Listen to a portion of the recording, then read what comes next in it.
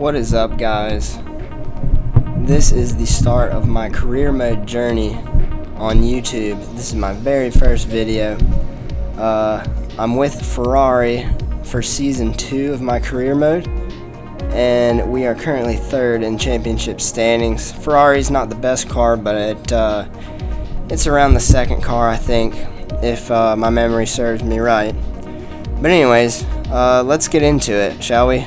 We're at Monaco this weekend, so we'll start off with my first lap on Q1.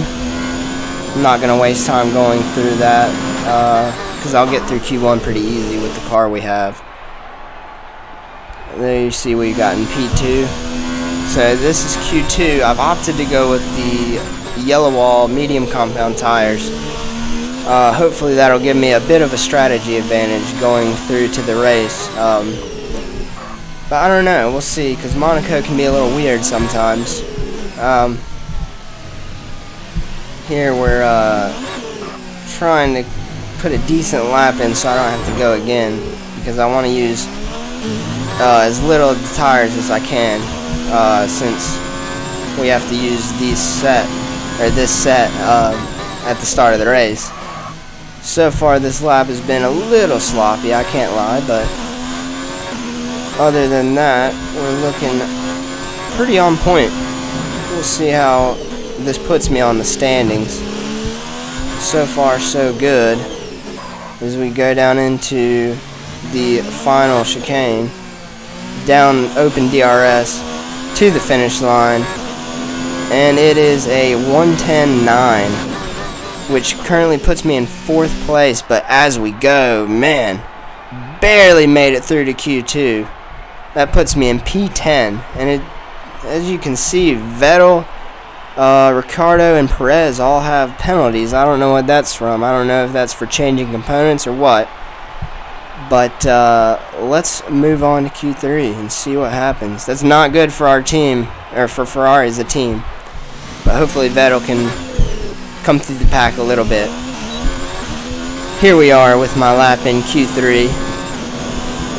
Let's see if we can make this a little bit more clean than the last lap in Q2. I'm on the softer compounded tires, the red wall softs, so I'll have a little bit of extra pace.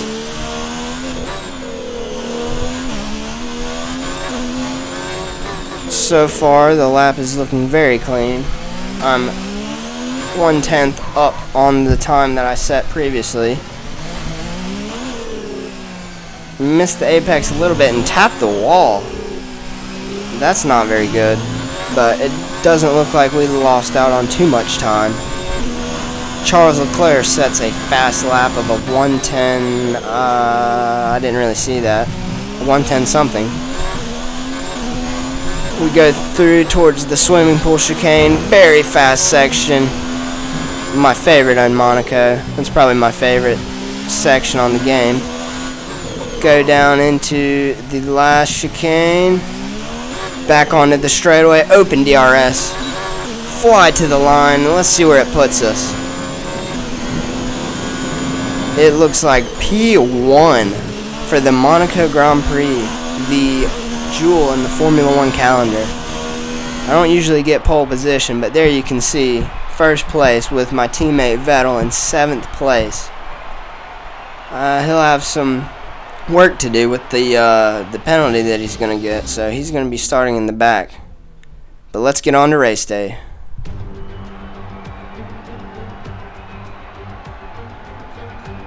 Motor racing has come a long way since the first Grand Prix of the early 20th century.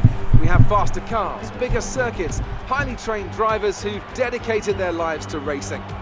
But still, we return here. Still, it remains the most desired victory in Formula 1. Still, we race the Monaco Grand Prix. We're on the French Riviera once more this weekend at the 2-mile-long Circuit de Monaco. The cars climb around 40 metres up through Beau Rivage, onto the casino, and then descending down towards the harbour through Sector 2. It's a very short run from pole position to the first of the 19 corners here, 7 to the left and 11 to the right. There's one single DRS zone as well, so don't expect that to make overtaking any easier today. And it's an absolute pleasure to be joined once again by Anthony Davidson. Let's have a chat about Williams. We have a number of changes to the aerodynamic regulations this year, and the signs haven't looked good for them so far in terms of getting to grips with those changes. There are a few downcast looks within the team this weekend. I think they've been hit fairly hard by the new regs. But this is only the first step down a long road of development, and even if they don't maximise their points today, there are plenty more up for grabs this season. Let's run you through the driver grid order for today's exciting race. The captain lines up on pole position with Charles Leclerc alongside. Looking down the rest of the grid, we have Butler, Bottas, Lewis Hamilton and Faber, Verstappen, Magnussen, Raikkonen and Carlos Sainz, Albon, Hülkenberg, George Russell, they've taken a grid penalty, and Norris, Ricciardo, Vettel, Romain Grosjean and Antonio Giovinazzi, Perez and Pierre Gasly picks up the final grid slot today. And with preparations almost complete, let's head down to the track.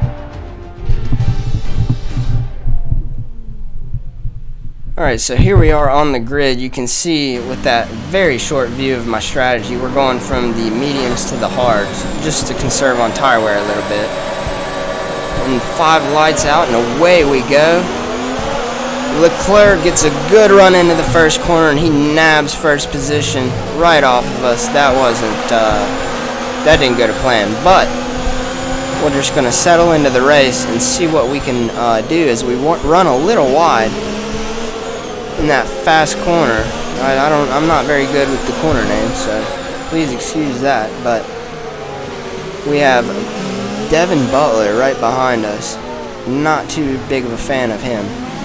But let's see if we can at least hold on to Leclerc for a little bit. Here you can see the start sequence from the outboard camera. Very chaotic into turn 1, as you see side by side a Red Bull and a Mercedes. I'm pretty sure that's Bottas and Verstappen. Beautiful shot going through there. As you can see, they're side by side, as well as an Alfa Romeo and a Renault, I believe. What a battle right there on the first lap. As you can see, we file into the very slow hairpin corner. But anyways, back onto the race. Leclerc is pulling a slight gap so far, but he is on the softer compound tires versus my mediums. So hopefully my tires will come into their own in a few laps, and we might be able to catch Leclerc if we can keep him at bay for these laps right here, because I'm sure he wants to sprint away and make this an easy win for himself. Although I'm not sure if that'll happen or not. We'll have to just see how it plays out. First few laps, so DRS is not available to anybody to use. But it doesn't look like I'm close enough to use DRS even if we had it. As we run wide again, I gotta be careful. I don't want to hit that wall and break my wing, because that would definitely put a hurt on our race. Leclerc sets a fastest lap, of course, since it's the first lap and he's in front. No surprise there. You see everybody behind me on the mini-map is just single file. I mean, it's Monaco. It's a characteristic of Monaco that it's just really hard to make moves around here. And I don't know about my strategy, because I thought that tire wear would be pretty bad. Usually the AI can cope with the tire wear better than the player. I guess they're more efficient on getting on the throttle, but here you can see Vettel is still in the back behind a Williams. I guess that's Kubica, I would guess. Yeah, or Russell. Maybe it's Russell. But there you can see he's behind a bunch of cars. Hopefully he can come through the pack slightly. Otherwise, well, he's still going to have a tough race ahead of him, for sure. We got a nice overview shot of Vettel as we join back in with me. Still behind Leclerc, still trying to make progress. It looks like I'm catching him slightly, and it's only coming on to the third lap, so I think DRS will be enabled. there, as you can see. So maybe if I can get in DRS range, I can maybe make something happen. We're not too far behind Leclerc, and as you can see, Devin Butler is still not too far behind us, so he might be a player in this race as this race moves on. But here you can see we're skipping on to lap 4. Nothing really happened between then and right now, but we should have DRS on Leclerc right here. No, we do not. Oh, yes, we do. We do have DRS. I opened it kind of late right there. DRS doesn't have as much of an effect at Monaco as it does on other tracks, such as, like, you know, your Silverstones, your Spas, your Monzas. I mean, those are flat out, and Monaco's a little too tight and twisty for DRS to have too big of an effect. But as you can see, we are gaining on Leclerc ever so much. I would guess that his tires are getting slightly worn at this point. Maybe that's why we're catching him. Our mediums are not worn out at all at this stage in the race. But as you can see, I am running low on fuel, so I'm going to have to counteract that by going into lean mixture very soon. As you can see, we're right under Leclerc's gearbox going into the last couple of corners. Oh, as we almost run into the back of him, we lock up going into the last chicane, or the second to last chicane. Open DRS. As you can see, though, it's not much of a help because either we're running too high downforce or I don't know, but it's comfortable for me, so that's what we went with. But as we get close to Leclerc, I have to think of where I'm going to make a move. Moves at Monaco are very hard to come by, as some of you may know. We lock up again, pushing it into the braking zone. But here we go on to the next lap. We are right on Leclerc's gearbox. Once again, maybe a little closer than we were last lap. Can we make a lunge here? I think about it, but that would probably be a bad move on my part, so I skipped out on that. But we are closer than ever going through this section up towards Casino Square. As we're right under his gearbox, and we make a lunge down the inside, lock up, a little bit of contact, but we get the move done. Here you can see another view. We had no choice but to be aggressive here at this Monaco Grand Prix circuit.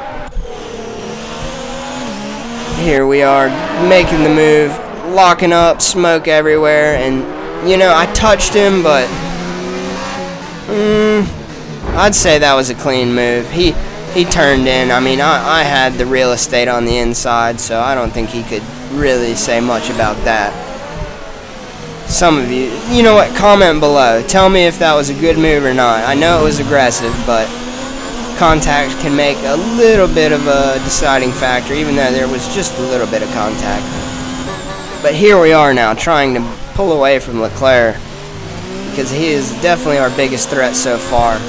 And once again, we are in the lead, so we have nothing but clear track ahead of us. So we just have to keep it clean and put in nice consistent laps. And here on lap 7, Leclerc comes into the pits, as well as some others such as Devin Butler, who's another guy that's very much so in this race. As you see, Verstappen and Bottas skipping the pits for this lap. So here it comes Leclerc. He is on the medium compound tire.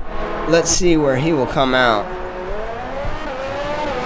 Looks like he's coming out right in front of the Renault, which is good for him. Not good for me, because he's got clean air to put in some very fast laps, I'd imagine. But in the meantime, it is lap 13, and we are still trying to push and get the most we can out of these medium tires, because I will have to go on the hards after this. Which, like I said, I don't know if it's the best strategy option, but with me starting on the mediums, that would mean either A, I had to go on the hards like I did, or B, I'd have to go on the softs, which I think I would struggle to make them last the rest of the Grand Prix, with the tire wear being how it is around this Monaco circuit. But anyways, you can see the gap we have with no one in sight in the background. We skip on to lap 18, and I think this is the lap that I might have to come in. I don't want to stay out for too long on these tires because I am starting to feel the wear. As we pull into the pit lane, slow it down just enough, 60 miles an hour going into the pit lane, I think here. And we get our hard compound tires on, and away we go. And I wonder where this will put us out on track. Hopefully we'll get somewhat some clean air so we can pull away from Leclerc. As you can see, the cars are coming in the background. I don't know if this is Hulkenberg in the Racing Point. I about said Force India, but oh, he pulls out right in front of us with the Toro Rosso of Albon right behind us. That is very unfortunate because I really wanted to get some clean air. As you can see in the mini-map, Leclerc is right behind Albon, so he's not too far back. So we need to clear Hulkenberg as soon as possible if we want to win this race without too much of a fight from Leclerc.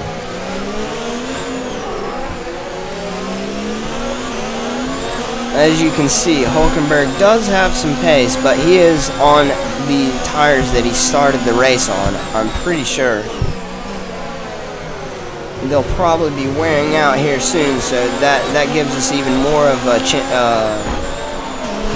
need to get by him. As we go through the swimming pool chicane, let's see if we can get close to him and get some DRS and slipstream off of Hulkenberg. We need to get by him as soon as we can with Leclerc right under Albon's rear wing. As we do get DRS, but like I said before, it's not much of a help around Monaco. We'll see if we can make another move as we try to go to the inside, but Hulkenberg squeezes us out. He has the right to do that because it is his corner. As we lock up, about to hit him in the rear end. And here we skip to the very next lap. I'm very close to Hulkenberg, right underneath this gearbox. Can we make a lunge? No, I think better of it. As we just tuck in, get in the slipstream, try to get pulled up beside him, and he squeezes the door again, although that move was never there. I probably would need to use a little more ERS for that. As we cut to the right and cut to the left, he squeezes us as we lock up side by side, and Hulkenberg still stays ahead. What a battle. And here we go onto this next section of the track, going down through the tunnel. Can we make a move here? No, it looks like we are a little too far back to make a move. And this is a tight part of the track. I've seen so many times the AI clip their wheels right there. But once again, this is the next lap, and we are on Hulkenberg once again, and we try the same move, and he squeezes us. He squeezes us as much as possible right there without taking us out. And we can't go for a move here like we tried the previous lap. So we'll just stick behind him going through the tunnel. And here we go. Let's see if we can make this our move. We have major slipstream right now as we cut to the left. Dive down the inside. We give him just enough room, even though he cuts the chicane, but that was a very clean move around the outside, or inside and outside through that chicane. I can't complain about that. So here we are in the lead once again, and you can see Leclerc has made a move on Albon, so Hulkenberg will definitely be on his list next, because he wants to chase me down and get this race win. As you see here, Leclerc moves around the outside. What a beautiful move into the first corner going up the hill with What is that? Is that a Williams of Butler making the move on Hulkenberg as well? Beautiful amount of battle side by side going through Casino Square, as Butler should have it right here. But what a valiant effort from Hulkenberg.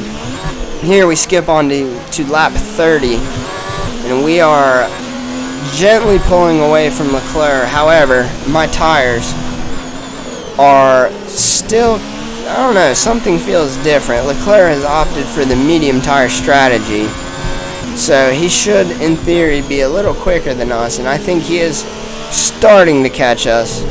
These hard tires are not too much. As you can see, we break our front wing with 2 laps to go, and I have to fend off Leclerc, but I accidentally made a mistake editing the video, and I can assure you that we do win the Monaco Grand Prix. I broke my wing with 2 laps to go, so hopefully that wasn't too bad. And we still stuck it out for the win. Well, what a drive that was to take the win for Ferrari today. Anthony Davidson, what helped them deliver this result, do you think? Well, time management probably played quite a large role in the outcome of this one. As ever, it's not just about speed, it's all about maintaining that speed consistently over a stint, over a race distance. So being able to keep up the lap times while still being smooth on the controls and gentle on the tyres, that's really where the race was won today. Ferrari are at it again, an excellent performance at today's Grand Prix, and they're certainly a team that know what they're doing out there.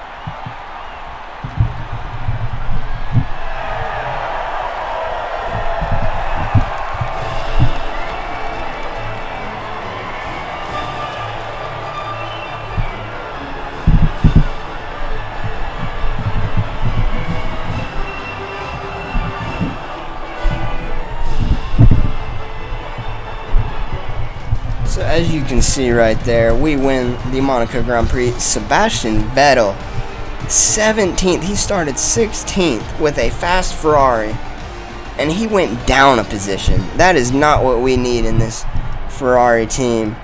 I thought I was under fire, but it looks like Vettel has some decent work to do. As we move on to the R&D tree, see, we are second best car, with Mercedes still first. I'm looking at some upgrades we can do for the next GP, which would be Canada, which is a power circuit, but I think I want to make a chassis development as well. So there you can see I go for plank redistribution.